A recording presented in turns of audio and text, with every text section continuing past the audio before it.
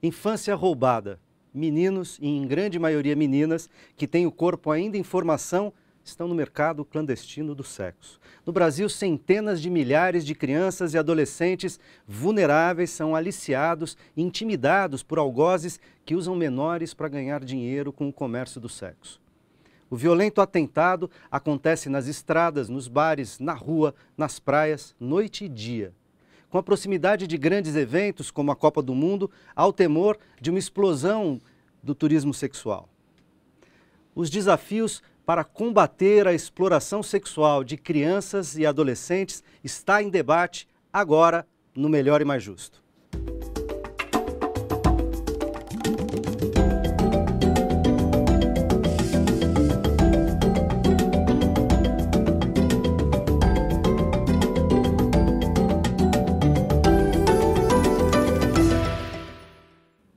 Melhor e Mais Justo ao vivo pelo portal tvt.org.br para debater o enfrentamento da exploração sexual de crianças e adolescentes no Brasil. Tenho o prazer de convidar Denise Cesário, gerente executiva da Fundação Abrinq, Kátia Reis, assessora técnica da Secretaria Municipal de Direitos Humanos e Cidadania de São Paulo, e Yuri Castiglione, promotor de Justiça da Infância e Juventude na cidade de São Paulo. Bem-vindos. Obrigada. A legislação brasileira define que é dever da família, da comunidade, da sociedade em geral e do poder público assegurar com absoluta prioridade a efetivação dos direitos das crianças e dos adolescentes. Mas, apesar do reconhecimento da família, por exemplo, como espaço privilegiado para o desenvolvimento pleno desses cidadãos, muitas delas encontram inúmeras dificuldades para proteger e educar seus filhos. Na opinião de vocês, quais são os fatores que mais expõem crianças e adolescentes a esse tipo de vulnerabilidade? De novo, bem-vindos. Vou começar com as damas, Yuri, me perdoa. Vou começar aqui à minha esquerda, Kátia. Quais são os fatores que favorecem, digamos, a existência, numa escala infelizmente não negligenciável, da exploração sexual de crianças e adolescentes no Brasil? É muito difícil a gente falar em um fator só, realmente. A palavra está no plural, são vários os fatores, é multifacetal. A gente vai desde a situação socioeconômica, que às vezes é a mais visível para as pessoas, que a gente consegue, né, de alguma maneira, ter um pouco mais de notícia, porque acaba esbarrando em algum serviço público, né? Mas a gente não consegue, muitas vezes, proteger criança e adolescente que tem um nível aquisitivo mais alto e que também possam estar numa rede de exploração, seja ela pelo sexo pago em si, seja ela pela pornografia infantil na internet, que são os conceitos que estão dentro de exploração sexual, seja ela no tráfico humano para fins de exploração, né? Ou seja ela no turismo sexual, que são 4 grandes eixos dentro do conceito de exploração sexual de criança e adolescente. A gente tem o uso abusivo de álcool e drogas, que pode favorecer a situação de exploração. A gente tem no Brasil, inclusive em São Paulo, o sexo pago pelo prato de comida em si, né? Não é só o dinheiro em espécie, as moedas de troca são várias. Ou seja, uma luta pela sobrevivência. Uma luta por sobrevivência, inclusive do vício de alguma substância ilícita, né? Que você pode fazer o uso esporádico para dar conta do programa a ser realizado, ou que já o vício veio de uma outra situação e que pode te levar a uma situação de exploração para que se mantenha o vício. Então, os fatores que levam crianças e adolescentes a adentrar numa rede criminosa de exploração sexual, eles são realmente vários, além da situação inerente que está preconizada no Estatuto da Criança e Adolescente, que é a situação de desenvolvimento que criança e adolescente vive, né? Já é um momento mais vulnerável do ser humano, que é o momento de transformação do corpo, de construção de identidade, né? Você já está numa situação mais vulnerável por conta do desenvolvimento em si. Denise, entra na conversa. De novo, obrigado pela presença. A Denise já me ensinava antes da gente entrar no programa, e eu conversando com ela e com outros profissionais aqui da TVT, falamos em prostituição infantil. Ela falou, então, esse não é o termo, embora isso ainda esteja na cabeça como senso comum, né? Exatamente. As pessoas falam em prostituição infantil, você está dizendo, não é correto falar isso, né? Falar nesses termos. Eu até gostaria que você dissesse para o nosso ouvinte por que não é correto, o que está implicado num termo e no outro, numa expressão em outra, né? Exploração sexual, abuso sexual e prostituição. infantil, que ainda é utilizado, né, no senso comum, e, ao mesmo tempo, também pontuasse a questão desses fatores causais para que a gente tenha isso como um problema social no Brasil, né? Não é uma situação isolada, é um problema concreto. Então, acho que a gente pode começar pela questão conceitual, né? Por que não se utiliza o conceito de prostituição infantil? Porque nesse conceito está implícito o ato aonde você voluntariamente pratica uma atividade sexual, né? Então, este ato é praticado por pessoas adultas. Há, inclusive, não sei se já foi regulamentada a profissão, mas é uma luta de movimentos de prostitutas que estão tentando regulamentar, ou que já regulamentaram a profissão, tá certo? Exatamente. É uma profissão e, no entanto, no Brasil não há uma criminalização desta profissão, né? Então, a prostituição realizada por adultos, ela ocorre, ela não é criminalizada, não é punida penalmente, né?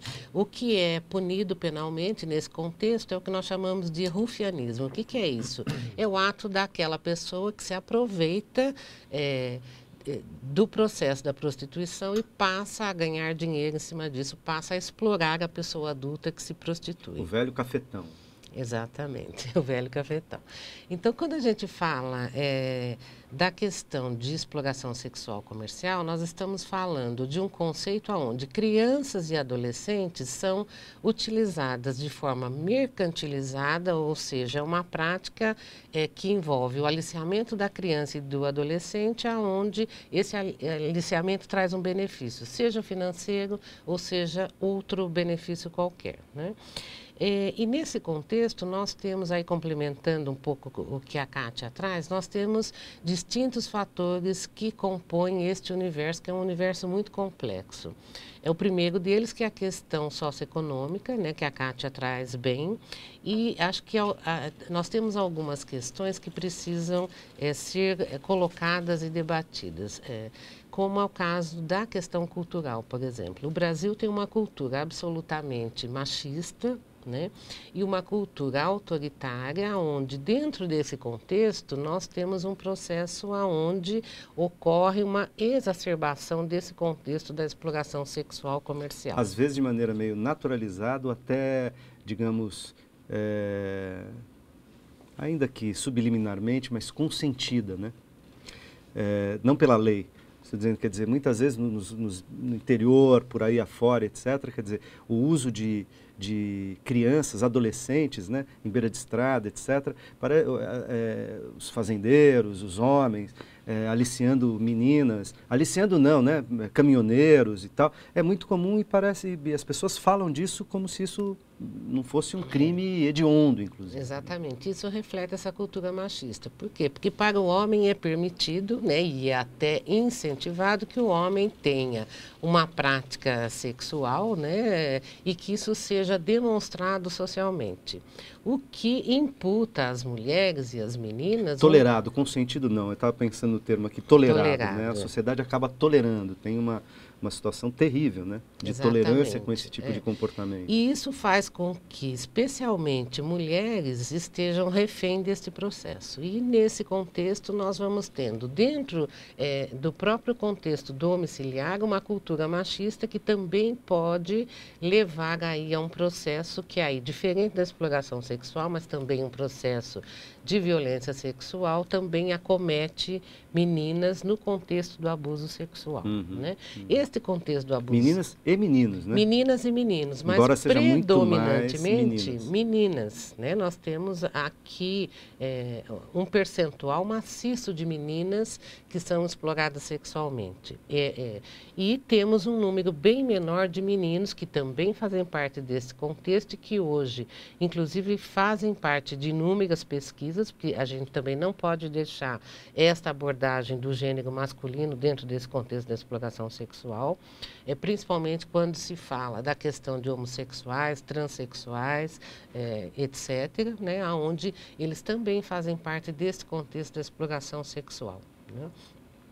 E culturalmente, então, a mulher, ela é exposta de todas as maneiras. É a principal vítima. Né? É a principal vítima, e nós temos nesse contexto também os processos de comunicação, que contribuem muito para isso. Então, no Brasil, quando você olha as campanhas publicitárias, de forma geral, está lá a mulher, e a mulher está sempre exposta, mostrando o seu corpo, a conotação que se dá é sempre de um processo de sedução, onde a mulher é vista como um objeto.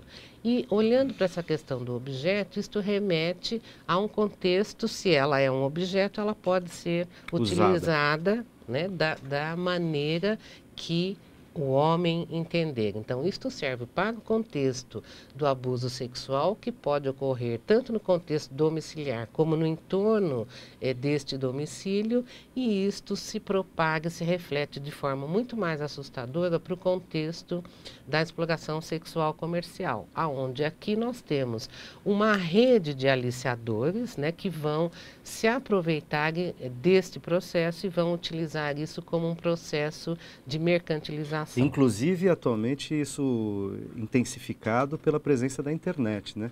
Eu quero colocar o Yuri na conversa. Yuri, bem-vindo. E aí também do ponto de vista do Ministério Público, a Promotoria da Infância e da Juventude, vocês devem ver casos importantes, né? Digamos, que nos colocam de cabelo em pé diante desse tipo de situação. Sim. Como você vê isso, como você vê esses fatores causais e, de certa maneira, como que a Justiça tem lidado com isso no Brasil? Bom, inicialmente nós buscamos fazer um mapeamento dos principais pontos de vulnerabilidade. Isso já existe realizado. Principalmente, nós temos inclusive aqui na própria cidade de São Paulo, temos alguns pontos vulneráveis em que foi constatada a presença de crianças e adolescentes de ambos os sexos, mas de forma mais predominante do sexo feminino, como vítima de exploração. Dos fatores, eu elegeria o principal como sendo a vulnerabilidade social. Normalmente, o que se vê no interior e que se reflete também nos grandes centros como São Paulo. Os meninos, quando vivem numa região muito pobre, de muita dificuldade, por vezes acabam buscando uma ascensão social entrando no tráfico de drogas, né? Acabam se envolvendo levam um pacotinho para cá, devolve outro para lá. Sim, viram os famosos aviãozinhos. Isso, conhecido como aviãozinhos. E depois mulas do tráfico e tal. Exatamente. Então, eles desempenhando esse tipo de atividade, eles acabam faturando valores que muitas vezes acabam superando o que os pais ganham com muito ardor ali no dia a dia do trabalho. Então, eles acabam vendo o tráfico como uma ascensão. Isso para os meninos, via de regra. A mesma coisa acontece paralelamente em relação às meninas, que acabam vendo, em razão dessa própria veiculação que foi colocada, tanto na imprensa quanto na mídia, com publicidades sempre voltadas para a exploração do corpo feminino, as garotas, as meninas, elas acabam vendo na venda do próprio corpo uma possibilidade de ascensão social. Então, nós temos a primeira grande dificuldade que a Justiça enfrenta o tráfico é muito fácil de se auferir em estatística. É um fato facilmente definido como crime, facilmente constatado como crime, ao passo que uma criança, um adolescente, uma menina vendendo o próprio corpo, nem sempre, aliás, raramente isso vai para as estatísticas, porque ela não chega naturalmente às estatísticas. E outro fator que dificulta muito a atuação da Justiça essas crianças e adolescentes que vendem o próprio corpo, elas não se consideram vítimas. Elas não se veem como vítimas de exploração. Elas se entendem como no direito de estar exercendo os seus atributos, de vender o próprio corpo. Ela se entende no direito de fazer aquilo. Mesmo quando ela está sendo aliciada por um adulto, quer dizer, quando ela vende o próprio corpo e esse dinheiro é repassado para o seu rufião? Numa situação assim, ela se sente explorada, mas hoje como é que funciona? A questão que eu estava dizendo, só para não perder o foco do raciocínio, da vulnerabilidade social. Hoje, os pontos, as regiões fornecedoras de mão de obra, se é que podemos falar nesses termos, de garotas e garotos que são explorados sexualmente, estão nas regiões de maior vulnerabilidade social. Então, o que acontece? Nós vamos pegar talvez as regiões que têm o IDH mais baixo da cidade e também, inclusive, de fora de São Paulo, o que é muito comum. Do interior, eu trabalhei algum tempo na investigação, no enfrentamento, na área repressiva do enfrentamento ao tráfico de pessoas, e é muito comum que se traga garotas não só de outras regiões aqui do estado de São Paulo, como inclusive de outros estados da federação para cá. E por que se traz para cá? Por que se traz para os grandes centros? Porque aqui, em primeiro lugar, por ser um grande centro, há um grande número de pessoas e com capacidade econômica, o que acaba chegando justamente no fator Copa, né?